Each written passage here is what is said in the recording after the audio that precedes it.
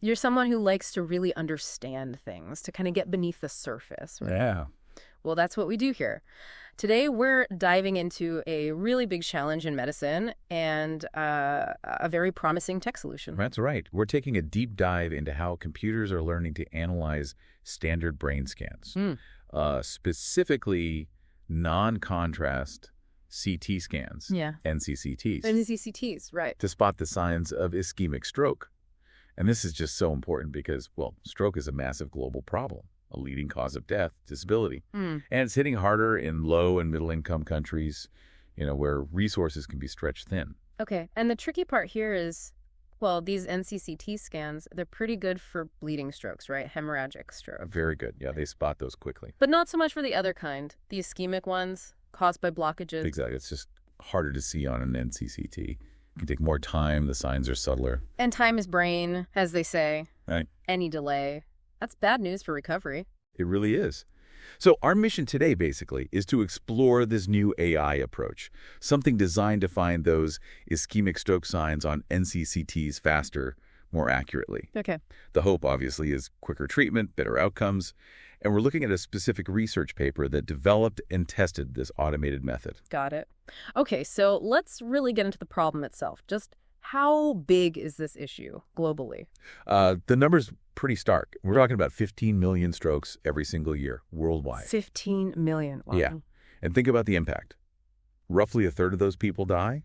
Another third end up with some kind of long-term disability. It's huge. That's staggering. And like I mentioned, it's a particular crisis in lower-income countries. Their healthcare systems often just aren't set up to cope with that volume. It really drives home why a better, faster diagnosis is so crucial. Because with stroke, time is everything, isn't it? Absolutely critical. The faster you get the right treatment, the better your chances of survival, and importantly, the better your quality of life afterwards. Okay, so back to the scans. You said NCCT is great for bleeding strokes. What are the numbers there? Yeah, for hemorrhagic strokes, NCCT is about 95% accurate. Really reliable for that. Okay, pretty solid. But for ischemic strokes, the ones caused by clots, it only gives a clear diagnosis, maybe 2/3 of the time for the major ones. Only 2/3? That's a big gap. It is a significant difference, and it's a real vulnerability, especially when you think that in many places, particularly those resource-limited settings, PT is what they have. CT is often the main, maybe the only tool readily available for a quick brain scan. So the most common tool isn't always the best for the most common type of stroke. Right. That's a tough spot to be in. And it gets tougher. Yeah. Because even for experienced doctors, manually finding those subtle ischemic signs on an NCCT, it's challenging. How so? Well, it takes time. It's Yeah. easy to make mistakes, honestly. And different experts might look at the same scan and come to slightly different conclusions. Why is that? It's mainly because the contrast, the difference between the healthy tissue and the damaged tissue isn't very strong on these scans. It can be quite subtle. So, a major health issue, a common diagnostic tool with limitations, especially where it's most needed. Okay, that really sets the stage for needing a better approach. What's this tech solution then? Right. So the potential solution is this idea of automated lesion segmentation. Okay, what does that mean exactly? Basically using smart computer programs, AI, to automatically find and outline the precise areas of the brain damaged by the stroke. Outline them on the scan. Exactly. Huh. And having that detailed map, that segmented area, can be incredibly useful. It helps guide treatment, maybe even predict how well a patient might recover. Now, using computers for medical images isn't brand new, is it? What came before this? No, you're right. There have been earlier attempts using more traditional machine learning methods like SVMs, support vector machines. Okay. They often worked with more detailed scans like multispectral MRI, which gives richer tissue information, and they got, decent results. There was one study using SVM on MRI that got a DICE score of about 0.74. DICE score. Can you break that down for us? Sure. Think of the DICE score as a measure of overlap. How well does the area the computer identified match the area an expert identified? A score of 1 would be a perfect match. So 0.74 is pretty good overlap. Got it. So MRI gives more detail, maybe making it easier for those earlier AIs. But MRI isn't always available, right? Especially in emergencies or less resource areas. Precisely. That's the bottleneck. So people have also tried applying newer deep learning methods directly to CT scans. Okay, like what? Well, there was a system called SLNet.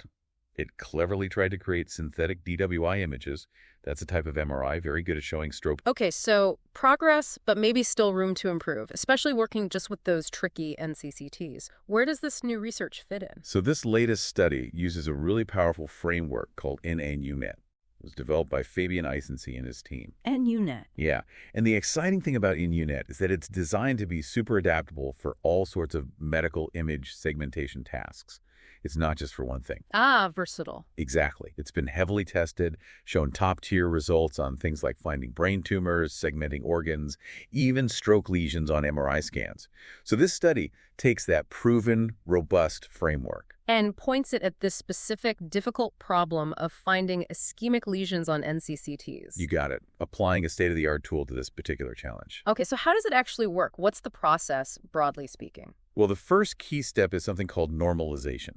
You need to make sure all the scans are kind of on the same scale, brightness-wise, contrast-wise. Standardizing them? Exactly. So the AI isn't thrown off by variations in how the scans were done. Mm-hmm. Then they use a specific deep learning architecture, a residual encoder U-Net, which is part of that nnU-Net toolbox. And what's special about that architecture? It's just very good at seeing both the tiny details in an image and the bigger picture, the overall structure, which is crucial for spotting these stroke lesions that can be, well, quite subtle sometimes, but also part of a larger pattern. Makes sense. See the trees and the forest. So how did they teach the AI? What data did it learn from? They used a dataset called ASD, the Acute Ischemic Stroke Dataset. Okay. It contained both the NCCT scans and also DWI scans, that's diffusion-weighted MRI, from nearly 400 patients who'd had acute ischemic strokes. And the NCCTs were taken soon after the stroke started. Yeah, within 24 hours of symptoms starting. And they were standard 5-millimeter slices. Pretty typical. And you mentioned DWI again. Why is that important here? You said it's good at spotting stroke damage? Yes, DWI is incredibly sensitive to the changes that happen in brain tissue right after a stroke, specifically how water molecules move. So it's often seen as a more definitive way to see the lesion. Kind of the ground truth. Exactly. It acts as the reference standard. So in this study, a doctor manually marked out the stroke lesions on the NCCT scans, but they used the corresponding DWI scan as their guide to be as accurate as possible. And someone checked their work. Yep, double-checked by a senior doctor. So quite a careful process to create the training labels for the AI. So the AI learned by comparing the NCCTs to these carefully marked up regions based on the DWI truth? Precisely. And interestingly, the data wasn't just stroke or no stroke. The lesions were actually multi-labeled, meaning they categorized different types of ischemic damage seen on the scans. Things like clear acute infarcts, the really fresh damage, versus remote infarcts from older strokes. Yeah. Or blurred acute infarcts where the edges weren't so sharp. Okay, different categories. But for this particular study, they really focused the AI on identifying those clear acute infarcts. Because those are the ones needing urgent treatment. Exactly. That's the immediate clinical need. Right. So they've got the AI model trained on this specific data. What happened when they tested it? What were the results? Okay, so they measured performance using those metrics we mentioned, the DICE score, and also Jacquard's index, which is sometimes called intersection over union, or IOU. It's another way to measure overlap. Got it. And the numbers. Initially, the average DICE score came out as 0.596, and the average Jacquard's index was 0.510. Okay. Do it 0.596. How does that compare to that other NCCT method, Shan, you mentioned earlier? Good question. Shan got a DICE score of 0.578 on the same data set. So this nnU-Net method showed a bit of an improvement even in the raw average score. A slight edge then. Yeah, but here's the interesting part.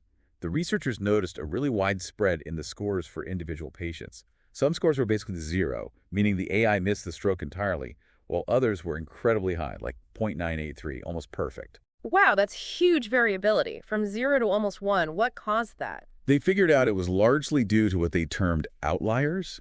In some cases, the AI was mistakenly flagging areas outside the main brain region as strokes. Think like weird spots near the top of the skull or way down at the base, not typical stroke locations. Ah, so errors in regions that weren't really relevant. That kind of, yeah. Areas that probably confused the algorithm. Yeah. So they did a second analysis where they excluded these specific outlier cases. And what happened then? The performance jumped significantly.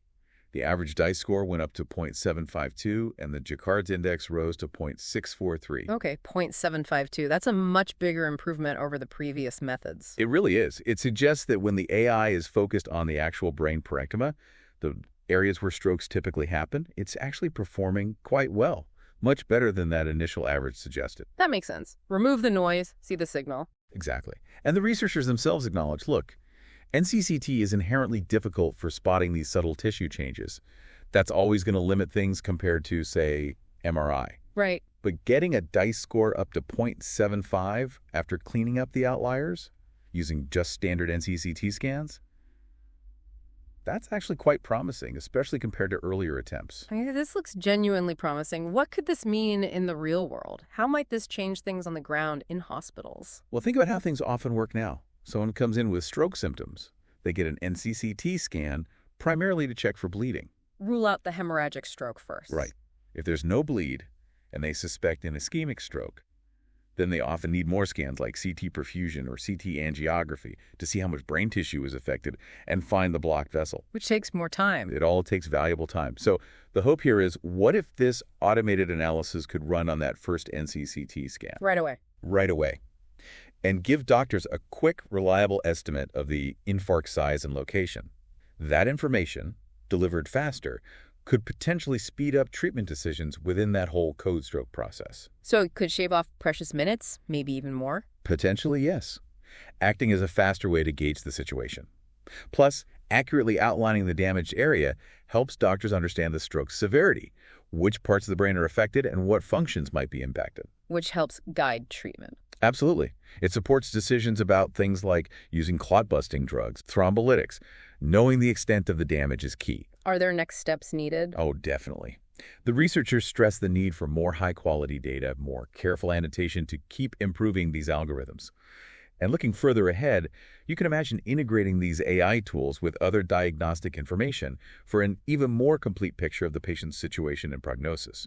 So wrapping this up, the big takeaway seems to be that AI tools like this nnU-Net show real promise for getting more information out of those standard NCCT scans much faster. Exactly. It's about enhancing the utility of a tool that's already widely available. And that's potentially huge, especially for places that don't have easy access to the fancier MRI or perfusion scans. Absolutely. This kind of innovation could genuinely speed up diagnosis and treatment. And that can make a massive difference in reducing the terrible impact of stroke, lessening death and disability worldwide. It really makes you think, doesn't it? How else could AI analysis of readily available images like CT or even X-rays start to revolutionize diagnosis and healthcare access, especially in areas that currently lack specialist expertise or advanced tech? It opens up some really interesting possibilities and maybe some challenges, too, for how we deliver care in the future.